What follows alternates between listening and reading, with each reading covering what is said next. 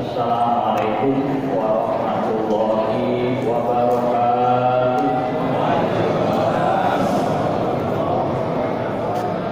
Alhamdulillahilladzi ja'ala syahrul Ramadan syahrul siyam, syahrul qiyam, syahrul mubarakah, syahrul fihi lailatul khairun min alfi syahr. Asyhadu an la ilaha illallah wahdahu la syarika lah wa asyhadu anna Muhammadan abduhu wa rasuluhu la nabiyya wa la rasula ba'da. Allahumma shalli wa sallim wa barik ala sayyidina Muhammadin wa ala alihi wa sahbihi wa dzurriyyatihi ajmain. Amma ba'd, fa ya hadirun wal hadirat ikhwan wal akhwat rahimanallah. Usiku wa iyaya bitaqwallah wa fadlan. Para jamaah sekalian yang saya hormati, wabil khusus Ketua DKM beserta seluruh pengurus yang lainnya, imam kita yang telah memimpin sholat Isya dan sholat tarawih, para rekan-rekan asatidz wal asatijat, para hujjah jamaah yang hadir, yang mudah-mudahan saya dan kita semua dirahmati oleh Allah Subhanahu wa taala. Mengawali silaturahim kita malam ini, mari kita bersyukur Allah berikan kita kesempatan, kemauan dan kesanggupan mengayunkan langkah untuk itikaf, untuk silaturahim, untuk kita mendengarkan tausiah atau taklim. Mudah-mudahan rangkaian ibadah yang kita jalani di masjid ini, yang kita cintai dan mudah-mudahan dimuliakan oleh Allah, senantiasa Allah catat sebagai amal soleh, dan mudah-mudahan dengan wasilah amal soleh kita, segala harapan dan cita-cita kita dikabul dan dibuktikan oleh Allah Subhanahu wa taala. Ma'asyiral muslimin rahimanallah, alhamdulillah kita masih bisa melaksanakan ibadah tarawih di malam yang ke-16 ini. Mudah-mudahan ibadah yang sudah kita jalani 15 hari saumnya dan ibadah tarawih malamnya mudah-mudahan diterima oleh Allah sebagai amal soleh. Yang belum separuh perjalanan ke depan, mudah-mudahan Allah tolong kita semua sehingga mampu menyelesaikan ibadah kita di bulan suci Ramadan dengan sebaik-baiknya, dan selesai Ramadan kita menjadi orang yang betul-betul baru dilahirkan, seumpama baru dilahirkan dari perut ibu kita, dibebaskan dari segala dosa, dan mudah-mudahan kita senantiasa bisa bertakwa sebagaimana tujuan Ramadan itu sendiri, la'allakum tattaqun, agar kamu bertakwa kepada Allah Subhanahu wa taala. Jamaah yang berbahagia, ini bisa terselenggara ini akibat mampunya kita menjalin ukhuwah atau kebersamaan di antara kita. Kebetulan malam ini saya diberikan tema untuk bagaimana menjelaskan pentingnya ukhuwah Islamiyah. Tidak akan bisa kita menopang masjid apa itu langit yang tidak runtuh hanya dengan satu jeriji. Tidak akan mampu kita menegakkan suatu kebaikan kecuali dengan kebersamaan. Makanya pentingnya ukhuwah ini kita harus perhatikan. Kenapa? Karena Allah sendiri menginstruksikan di dalam Al-Quran agar kita betul-betul kita memang bersaudara, sebagaimana Allah SWT dalam surat Al-Hujurat ayat nomor ke-10, bagaimana Allah menyampaikan innamal mu'minuna ikhwatun fa'aslihu baina akhwaikum. Sesungguhnya semua orang yang beriman itu adalah bersaudara, lebih dari saudara kandung kita sendiri. Fa'aslihu baina akhwaikum, andai kata ada yang berselisih pun, maka islahkanlah dia, damaikan di antara mereka agar betul-betul mampu memahami perintah dari Allah SWT untuk hablum minallah, kita mampu bersatu dalam rangka meraih persatuan untuk menempuh ridhonya Allah, dan bisa berjalan dengan wahablum minannas, persatuan di antara kita agar juga kita jalin. Sebagaimana hari ini tahapan kedua, fase kedua di bulan Ramadan, bagaimana Allah telah merahmati kita 1 sampai 10, 11 sampai 20, inilah kita masa-masanya bagaimana diberikan maghfirah, ampunan dosa. Dan ini pun ada hablum minallah dan hablum minannas. Dosa terhadap Allah sebesar apapun lebih mudah ketika kita minta maaf dengan bertobat, maka Allah akan ampuni semua dosa kita. Tetapi ada hablum minannasnya.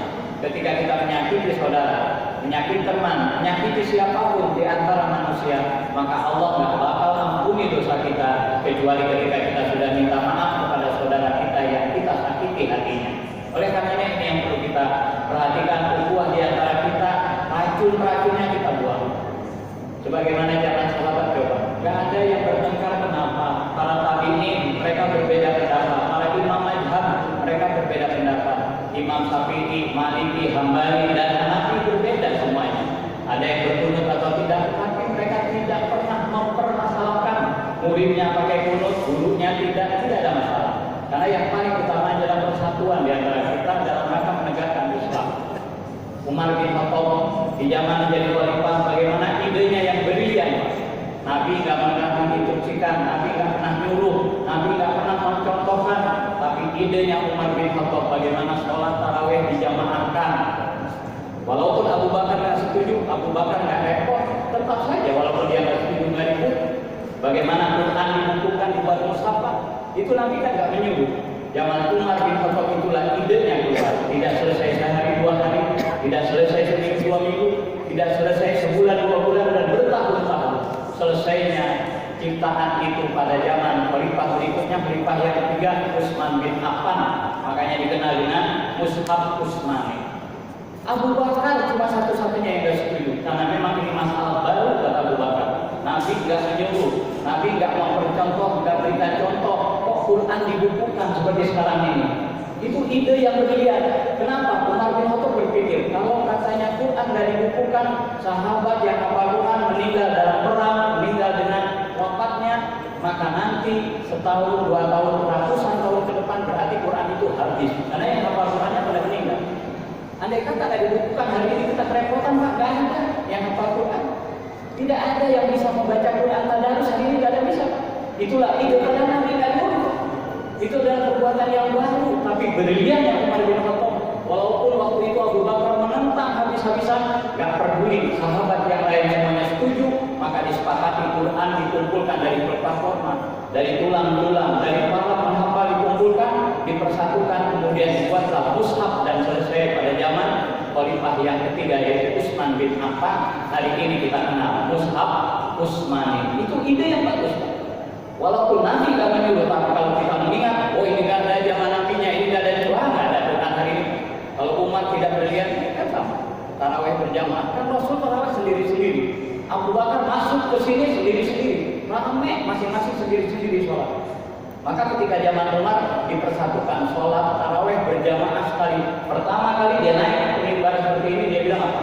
Nikmatul bid'ati hadhihi, kata Umar. Selesai sholat tarawih berjamaah, yang pertama kali Umar bin Khattab bilang apa?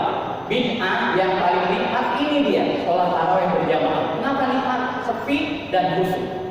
Kenapa dibilang bid'ah? Karena zaman Nabi tidak berjamaah, sholatnya jam 2. Sendiri-sendiri, jam 2, jam 3 sholat. Tarawih itu dilaksanakan tengah malam, bukan sampai kita seperti ini. Dan sendiri-sendiri, walaupun masuk ke masjid, sendiri semuanya. Jadi kan nggak kompak. Makanya Umar punya ide, dipersatukan akhirnya berjamaah, dan dia pertama kali naik langsung panggung ketika itu ke tempat mimbar ini, dikatakan oleh dia, bid'ah yang paling nikmat ini dia, kata Umar. Nikmatul bid'ati hadhihi, kata Umar. Betul-betul nikmat, betul, walaupun ini bid'ah. Kenapa dibilang bid'ah? Nggak ada di zaman Rasulnya dan Rasul nggak nyuruh. Kenapa dibilang nikmat? Jadi khusyuk dan serentak kompak. Itulah pentingnya ukhuwah, Pak. Ada yang berbeda, ada. Abu Bakar beda, tapi nggak ada masalah. Anteng, karena kita dalam rangka berjuang, itu syariat menyatakan dalam makalah Arab, kun kalian dain, walatakun al-ujunain. Jadilah kamu seperti dua tangan, jangan jadi seperti dua telinga. Coba tangan, ini ke depan, ini ke belakang. Ketika membeli pakai tangan kanan, pakai yang itu di tangan kiri. Ketemu yang kotor-kotor tangan kiri, ketemu yang hebat-hebat, ketemu menteri, ketemu abri, ketemu guru tangan kanan, ketemu makanan tangan kanan. Tapi yang kiri nggak pernah kiri. Ini gagal, digaruk. Jadi kompak betul. Makanya jadilah seperti dua tangan, jangan seperti dua telinga, Pak. Berada dalam satu kepala, dekat bertetangga, nggak pernah ketemu, nggak pernah saling bantu membantu. Ini kuat. Ini kuat itu di tangan. Makanya jadilah kita dua tangan. Nggak ada ke bakal balik tuh. Setiap ini ke kanan maju, ini mundur, ini mundur. Nggak ada orang balik begini. Kan jelek lagi. Itu kompaknya. Makanya mulai malam ini mari kita kompak. Ada perbedaan, beda, Pak. Lihat, beda. Tidak ada dia yang papak tapi pepek. Kompak, Pak. Nggak papak, pasti nggak akur. Lihat aja. Ini yang paling tinggi tapi nggak pernah iri. Walaupun demikian dia berbeda pendapat, berbeda jabatan, berbeda apapun tetap kompak. Makanya jadilah seperti dua tangan, jangan seperti dua telinga yang tidak pernah bantu membantu, tidak pernah nolong.